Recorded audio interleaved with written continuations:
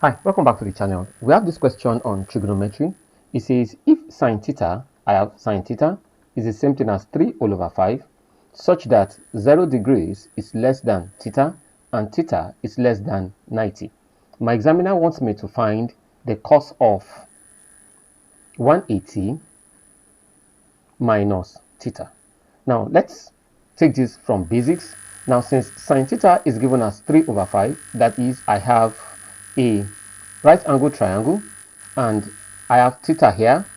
If I have theta here, sine theta is opposite over hypotenuse. This is equals to opposite over hypotenuse. That is, my opposite is 3 and my hypotenuse is 5. So that I'm left to calculate the adjacent to this angle. So I can use Pythagoras theorem to calculate the adjacent. So that 5 squared from Pythagoras theorem will be equals to 3 squared plus x. Let's label this part x.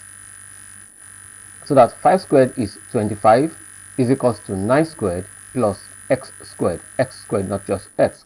So that 25 minus 9 is equals to x squared. 25 minus 9, that's 16, equals x squared. We'll find the square root of both sides, so x now will be equals to 4. Now, if x is equals to 4, the triangle now has been properly defined. Now, we can now find the cos of 180 minus theta. Now, the cos of 180 minus theta simply tells us that theta Now, the cos of 180 minus theta simply tells us that the angle in question is going to be in the second quadrant.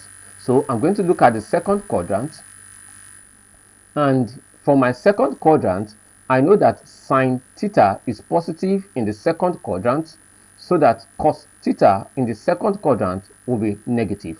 So that the cos of 180 minus theta will be the same thing as minus cos theta.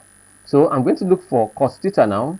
Cos theta from this question will be equals to adjacent over hypotenuse. That's adjacent over hypotenuse, which is equals to 4 over 5.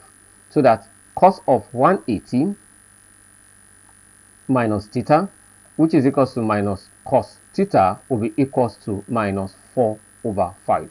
4 over 5 converted to decimals is the same thing as 0.8. That's minus 0.8. With this, I hope you understood how I evaluated this. I'll be glad you share your comments with us in the comment section. Thank you for staying with us and see you in our next class.